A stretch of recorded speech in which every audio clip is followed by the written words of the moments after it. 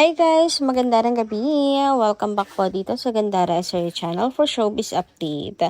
Andito na naman nga po akong muli nagbabalik. Ang nagmamaganda ninyo kachismosang Kim Pao, wala na nga pong iba. Ang lokaret na si Gandara SRE upang magatid sa inyo ng latest update and fresh happenings patungkol kina Kim Chiu and Paolo Avellino. And para nga po sa gabing ito, ang tatalakayin natin at pag-uusapan ay mayroon nga pong kinalaman dito mga kakimpaw sa mga kaganapan nila Kim and Paolo, lalo na't bukas, magsisimula na nga po ang kanilang show. Uy, grabe, parang anong bilis ng mga kakimpaw. Last day na pala bukas. Grabe, no? Pero, syempre, yan, maaga tayo bukas, mga kakimpaw, gigising para sa show nila Kim and Paolo. Pero bago po lahat ng yan, sa mga di pa nakaka-subscribe sa ating channel, maaari lamang na pindutin po ninyo ang subscribe button natin at notification bell na nariyan sa baba upang kayo po yung maging updated at ma-notify tuwing may bago tayong chika at balita hinggil sa Kim Pao. Basta mga balita po na may kinalaman kila Kim Chiu and Paolo Avellino, sagot na nga po natin yan. And unahin na nga po natin pag-usapan ng tungkol po dito sa mga fans na sumalubong kina Kim and Paolo sa Toronto, mga ka-KP. Ayan, at makikita nyo nga po dito na talagang kahit saan magpunta, no, kahit saan magpunta ang Kim Pao, ay ang dami pong mga fans na nag-aabang po sa kanila or marami pong silang taga-suporta talaga. Ayan, grabe nga yun. At ang mga banners, mga ka-KP, ay nagtaasan, mga kakimpaw. Hindi naman sila ready, no? Inabangan talaga nila ang pagdating po nila Kim and Paolo. Sabi nga dito ni Chinita Princess, ayan, just landed Toronto. Wow! Thank you po sa pagsalubong. Ayan, nakatag din po si Paolo Avellino. Hoy, para saan yung heart, Kimi? Para ba sa mga sumalubong o para kay Paolo Avellino? Charot! Anyway, ayan, medyo may maliit na caption. Try nating basahin. See you tomorrow. See you all tomorrow on our last leg for #Love Kim Pao Tour. Ayan, excited na rin si Chinita Princess, mga Kim Pao. And ayun nga, last leg na po nila Kim and Paolo. So, parang bilis lang din. Mga Kim Pao? Biruin nyo yun, pang-apat na pala nila Kim and Paolo. Parang feeling ko kaalis lang ng Kim Pao Or siguro kasi ayaw ko pang matapos. More pa, more. Sabi nga ni Paolo Avellino, ayan, sana more pa, di ba? Baka naman po, ayan, pakilibot na po talaga ang Kim Pao sa buong mundo. Charot. Pero, ayun, kumakapit ako na since successful nga ang 4 show nila Kim and Paolo, magkakaroon pa po yan ng part 2 dito sa Pilipinas at marami pang iba. Malay nyo, tinitingnan lang pala talaga nila kung magiging successful ang show ng Kim Pao, diba? Trial and error muna. Pero dahil napatunayan naman natin, siguro naman, magkakaroon po ng part 2 ang show, ang tour, world tour nila Kim and Paolo. Anyway, sabi naman dito, Kim Pao, shout out, credit, Simply Grace. Ayan, Kim Pao is one in a million. The kind of love story that didn't need to be rushed, just to be real. It's same at the right time, in the right way. And somehow, everything just fell into place. No pressure, no pretending, just two people who found something genuine in each other. Oo nga, mga ka-KP, kasi sina Kim and Paolo, nag-start po yan sa magandang samahan nilang dalawa, no? Basta, they just fell into each other, mga Kim Pao, in the right time and the right way. Hindi sila nagmadali. Alam din naman kasi ni Paolo Avellino kung saan ang galing si Chinita Princess, diba? Kung gaano kasakit yung kanyang pinagdaanan. Anyway, dumako naman po tayo dito sa update ng Kim Pao Universe. Grabe po sila. Excited na nga po sila mga ka-KP, para bukas sa Kim Pao World Tour. Last leg ng Kim Pao. Grabe yun. May pa t-shirt na, may pa ilaw pa sila. Ang bongga, mga ka-KP. Pinaghandaan talaga. Hindi naman halatang pinaghandaan, ha? Grabe. Ganyan po nila kamahal sila Kim and Paul. At may mga paganyan pa po sila. Maganda rin naman talaga yung naka-uniform, di ba? Na may mga shirt.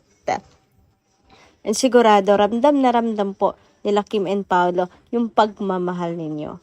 Anyway, sabi nga po dito ng Kim Pao Universe Events, can't wait for our Toronto ladies. Hashtag Kim Pao Toronto. Hashtag love Kim Pao Toronto. Hashtag love Kim Pao World Tour. Grabe, dami na pong excited mga Kim Pao. And maganda yung aking nasagap na balita tungkol po sa tickets mga ka-KP. Kayo mag-alala. At bubulagain na naman po ng Kim Pao fans ang mga bashers. Ayan, muli na naman po mga ka-KP, magkakaroon ng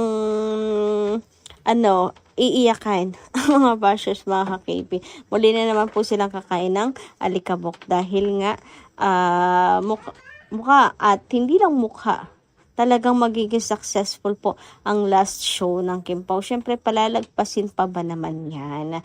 Palalagpasin pa ba yan ng mga Kim Pao na naroon? Sikat na sikat nga po ang Kim Pao sa Canada Anyway, sabi naman po dito ni Miss Norma Dayag, magandang gabi po sa inyo and shout out. Good AM, Gandara. Here we just arrived. Good morning, home attended the mass cause of one of the most miraculous Mama Mary visited our hometown. So we attended the mass with my petitions to her will soon comes into reality. And this is it, Gandara. My prayers will be given to us, all KP fans. So let's keep on praying pa more for them that theirs is forever and ever. Bashers, bash pa more.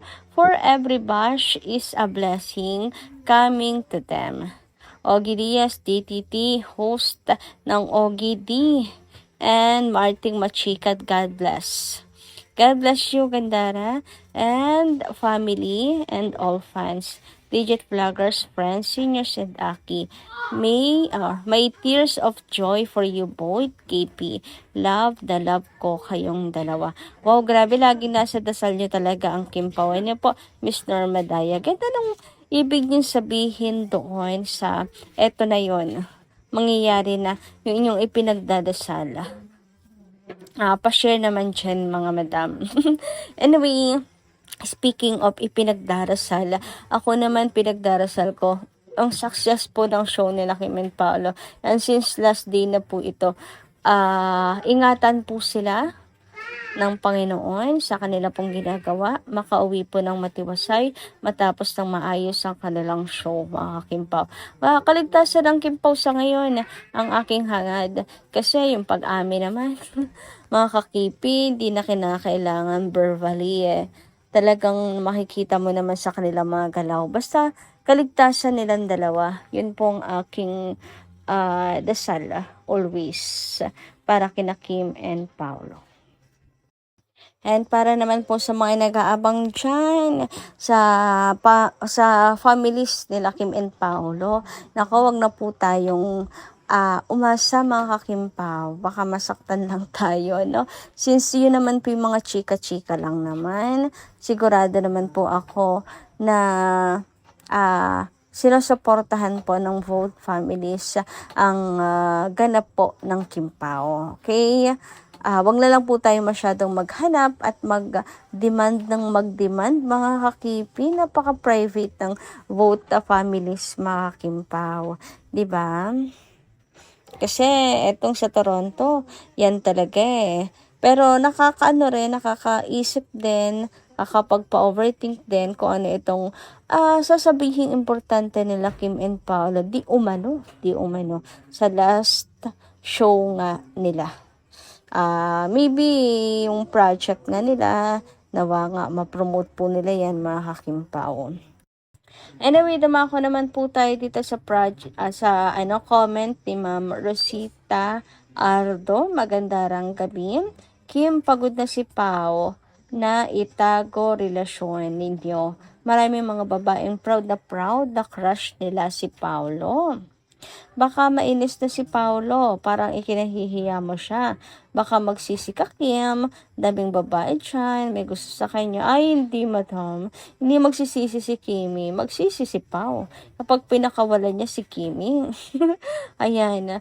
At magsisi itong mga babaeng ito na inaaksaya nila yung oras nila kay Paolo. Hindi naman po sila papansinin at uubara kay Paolo Avellino. 'Di ba? Kasi ang puso po niya ay kay Chinita Princess lang. Anyway, hanggang dito lang po muna ang ating update. Maraming salamat po sa inyong pakikinigan. Kita-kits po muli sa mga susunod pa natin, chika. Maraming salamat at ingat po kayo palagi.